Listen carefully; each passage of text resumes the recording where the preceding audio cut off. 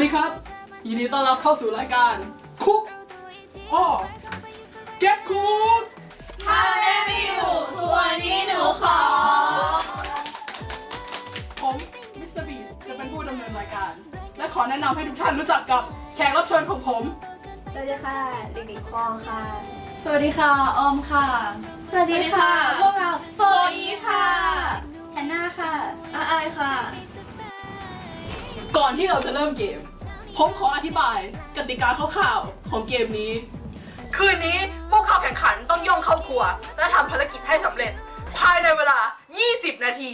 โดยห้ามเสียงดังเป็นอันขาดที่สำคัญรสชาติของอาหารจะต้องไม่ผิดเพี้ยนโดยผมมิสเตอร์บีสจะเป็นคนชิมและตัดสินว่าพวกเขาจะคุกหรือแก๊กคุกเพราะถ้าพลาดเมื่อไหร่มาม่าจะโผล่มาทันที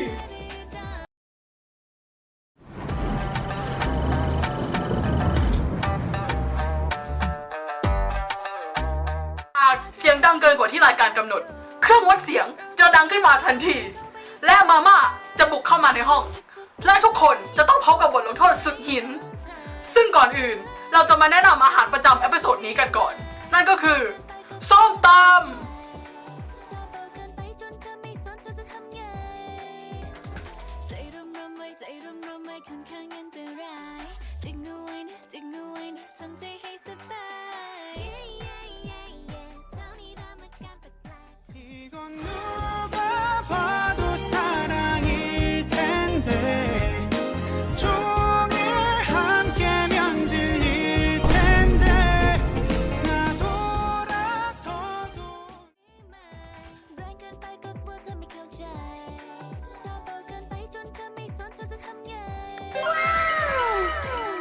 เมนูอาหารไทยยอดฮิตที่ทำง่ายแต่อร่อยยากแขกรับเชิญจะต้องมีความแม่นยำมีรสมือที่ดีถึงจะทำมาให้อร่อยได้โดยทางทีมงานของเราได้จัดเตรียมวัตถุดิบไว้เรียบร้อยแล้วครับเคยตำส้มตำมาก่อนไหมคะเคยค่ะแต่ไม่บ่อยส่วนใหญ่แบบเน้นกินมากกว่าแต่คิดว่าพี่หลิงน่าจะคล่องนะคะใช่ค่ะเพราะว่าตอนที่อยู่กาฬสินธุ์ทำกับแม่อยู่บ่อยๆค่ะแต่ก็ไม่ได้เก่งขนาดนั้นนะคะแล้วคิดว่าวันนี้จะทำสำเร็จไหมคะแน่นอนตอนนี้ก็ยังไม่โป๊ะนะแค่เกือบโหสำเร็จอยู่แล้วค่ะสำเร็จอยู่แล้วค่ะนี่เด็กๆทุกคนคืนนี้ทุกคนจะต้องทำการบ้านให้เสร็จห้ามลุกไปไหนเด็ดขาดและห้ามเสียงดังด้วยเข้าใจไหมเข้าใจค่ะถ้าใครลุกไปไหนหรือว่าทำส่งเสียงดังนะแม่จะเอาแซนเดิลมาตีป้าเลยเข้าใจไหมเข้าใจค่ะดี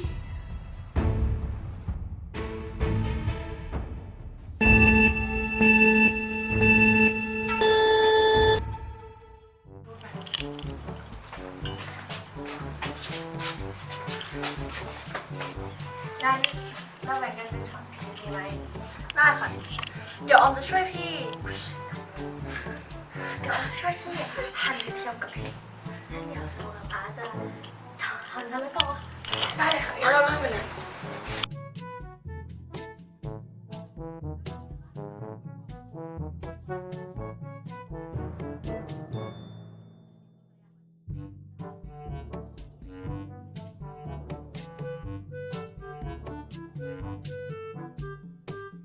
What are you doing?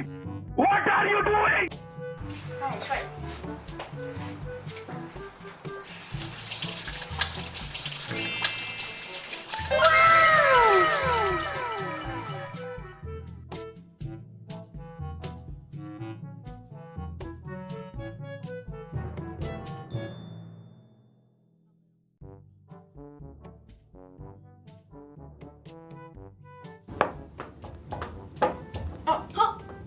พี่หลิงเป็นไงไหมก็นั่นเหมือนกระเทียมเข้าตาพี่ไปล้างตาก่อนไปไม่เป็นไรพี่โอเคแล้วไม่เดี๋ยวหนูทำใหม่ไม่เอาจริงโอเค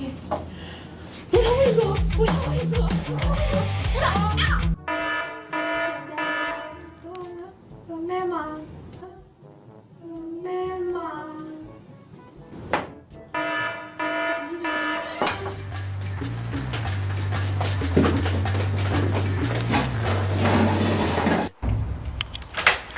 นี่เด็กๆทุกคนเมื่อกี้เสียงดังอะไรอะทำอะไรอยู่เมื่อกี้ทำการบ้านอยู่หรือเปล่าทำค่ะ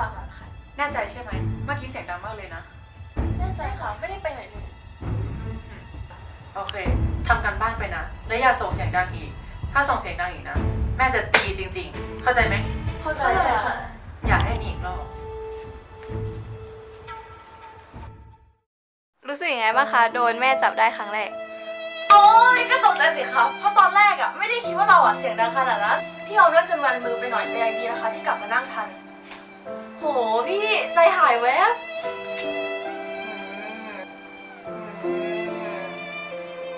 สำเร็จอยู่แล้วค่ะ เดี๋ยวเราไปดูกันนะครับ ผู้เข้าแข่งขันตอนนี้กำลังทำอะไรอยู่ สวัสดีครับ ทุกท่านทำอะไรอยู่ครับตอนนี้ ตอนนี้เรากำลังปรุงรสอยู่ค่ะ คุณแน่ใจใช่ไหมครับว่าผมกินแล้วจะไม่ท้องเสีย พี่สมิธมั่นใจได้เลยค่ะ เพราะว่าฝีมือพวกเราเนี่ยไม่ธรรมดาแน่นอน มีคำอะไรอยากบอกทุกท่านที่ชมทางบ้านไหมครับ กินส้มตำแล้วปากเจอ แต่พอเจอเธอแล้วใจฟูทุกทีแหวะ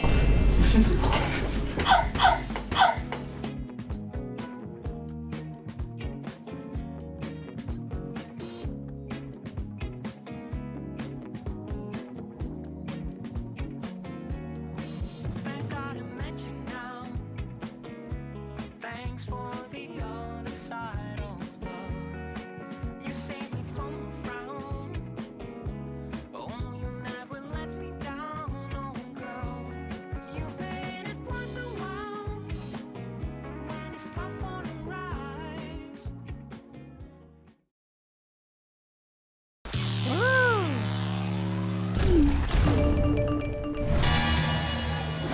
ว้าวทุกวันที่แมคโคร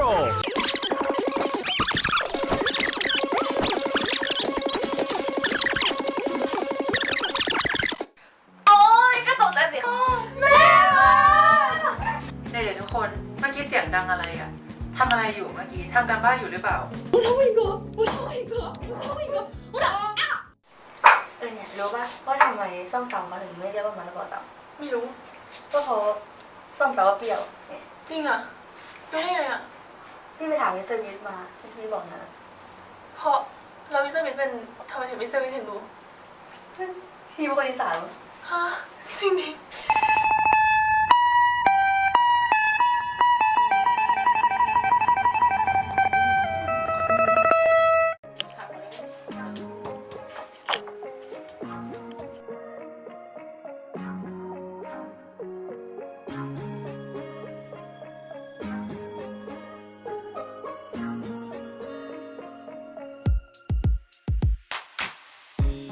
ไม่ต้องกลัวซ้ำกับใคร และไม่ได้เหมือนเขาแน่นอนได้ข่าวว่าเขาว่าดี เธอต้องดูฉันก่อน ให้เธอจองให้เธอได้เป็นที่หนึ่ง ฉันรู้ว่าเธอไม่รู้ว่าใครที่คู่ควร ก็เพราะว่าใจเธอมีแต่เขานี่นาแต่ถ้าเธอได้ลองคิด จะ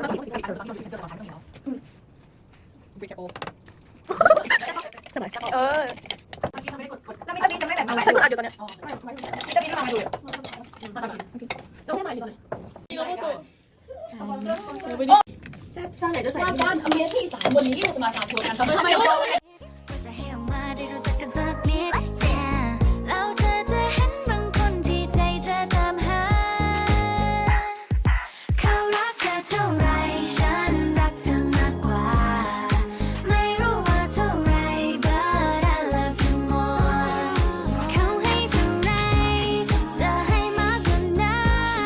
นอยากจะทำให้ใครมา ขอชิมเลยดิ ใช่อันนี้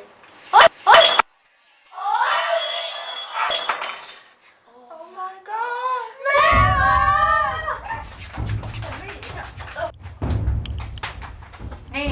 เด็กๆทุกคนเสียงดังมาก แม่ทนไม่ไหวแล้วนะ นี่ทำอะไรอะฮะทำส้มตำเอาจริงดิเวลานี้เนี่ยนะ แม่บอกแล้วใช่ไหมว่าให้ทำกันบ้านแล้วก็ไม่เสียงดังแล้วก็ห้ามลุกไปไหนด้วย เอางี้นะ อยากทำอาหารกันมากใช่ไหมได้แม่ไม่ตีก็ได้เอามันนี่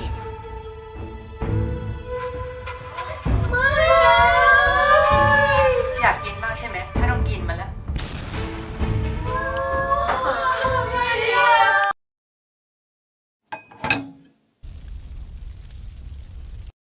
รู้สึกไงบ้างคะหลังโดนยึดมะละกอ ก็เซ็งกันสิอุตส่าห์นั่งทำตั้งนานโดนยึดไปซะงั้น จริงพวกเราอะตั้งใจขูดกันสุดๆแต่แม่ดันเอาไปต่อหน้าต่อตา ใช่ไหมน้อยอะแล้วอย่างเงี้ยจะทำทันเวลาไหมเนี่ย แล้วอย่างงี้จะแก้ปัญหากันยังไงคะเนี่ย ก็ทำต่อปกติเลยค่ะ เพราะเรายังมีมะละกอให้คุณไม่ได้ค่ะ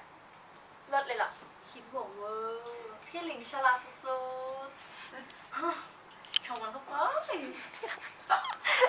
แป๊บๆเดี๋ยวทุกคน เอาว่างั้นเดี๋ยวเราไปหาอะไรกินกันก่อนไหม แล้วเราพักสักแป๊บหนึ่งแล้วค่อยลุยต่อ ใช่เรามีนมอยู่ในตู้ด้วย เดี๋ยวไปหยิบนมออกมา โอเค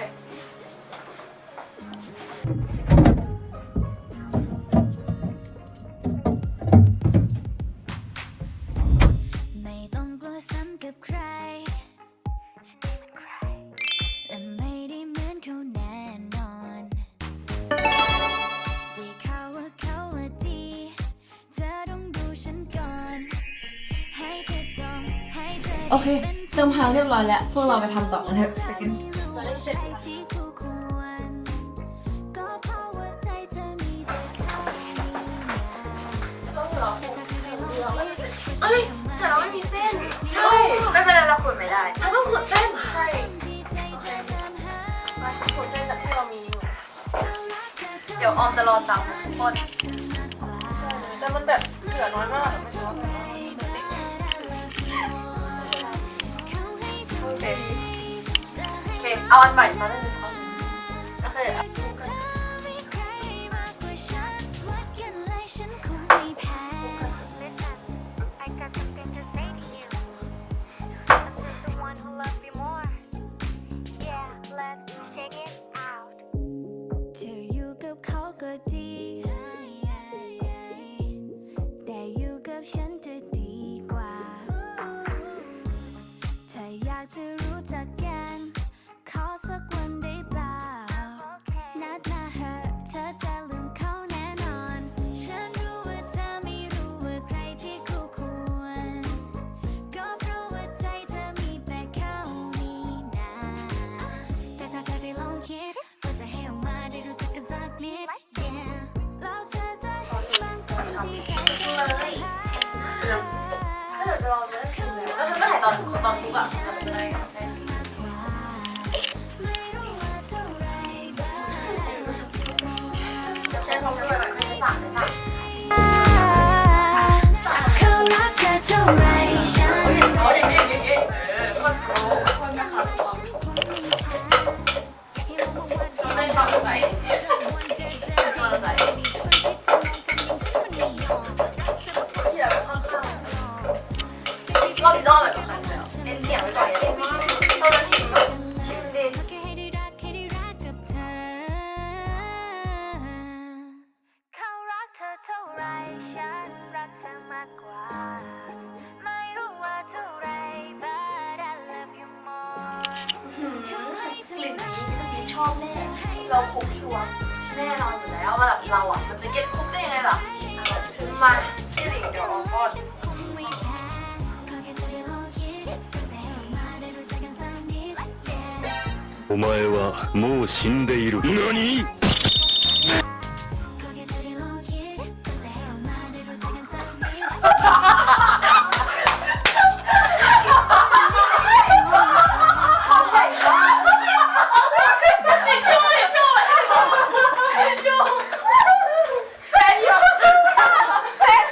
เห็นอันนมอะไรก็มีที่ข้างไหนวะ เนาะมี มีนั่นนั่นนมนั่นนม ไอ้เงี้ยยังไม่ได้ไอ้นี่นมแก้เผ็ดนี่นมแก้เผ็ มี ด มั้ยว่าเลย เฮ้ยไม่เคี้ยวเลยต่อเลย มีไม่ต้องกินด้วยเว้ยไม่อร่อย ไม่รู้ว่าเท่าไร but I love you more เขาให้เท่าไรจะให้มากกว่านั้นอยากจะถามให้ใครวัดกันเลยฉันคงไม่แพ้ใคร นี่แหละ เลิศ เลิศจริง จัดหน่อย ไม่เป็นเงาหายเลยเราไปกินที่กรอบอ่ะกรอบคนหยุดใช่ปะพักยังเริ่มเลย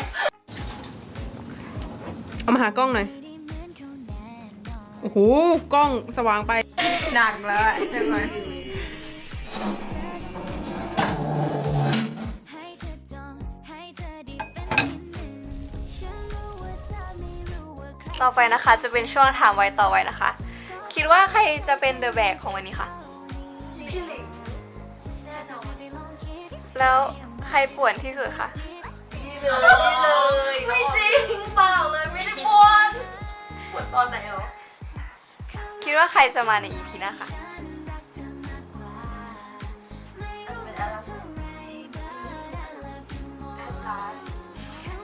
แอนนาเป็นคนฉลาดน่าจะเป็นคนที่ทำอาหารเองใช่ค่ะ วันนี้อยากกินอะไรมากที่สุดคะ ก็ต้องเป็นไส้กรอก CP อยู่แล้วค่ะทีมงานพี่นะคะตอนนี้แบบหิว หิว มาม า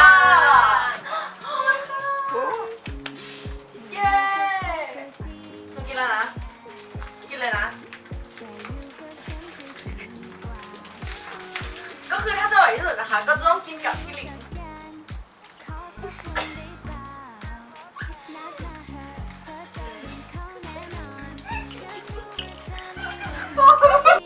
ถึงเวลาที่ทุกคนรอคอย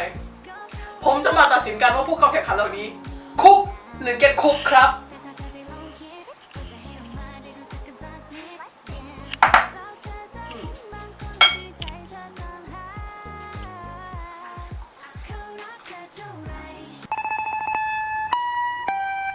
แซ่บอีหลีคุกครับ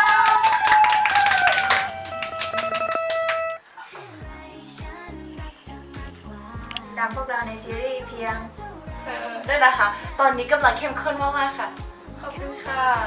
ก็ฝากติดตามผลงานของพวกเราโฟอีฟได้ที่โฟอีฟออฟฟิเชียลทุกช่องทางเลยนะคะ ขอบคุณค่ะ แล้วเจอกันในเอพิโซดต่อไป เข้ามาดูกันได้ว่าใครจะคุกหรือเก็ตคุกครับ ทุกวันเสาร์เวลา1 ทุ่มตรง ช่อง Workpoint 23 วันนี้ลากันไปก่อน ขอบคุณครับ คอยดูนะ ครั้งหน้ามาม่าไม่พลาดแน่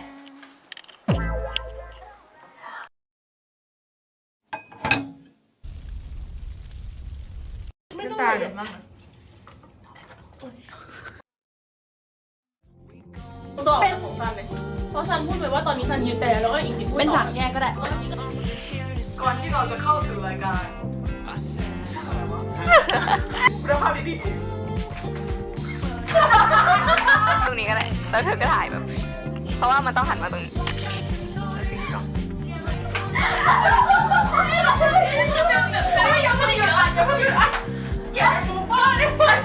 ช่องวัน 23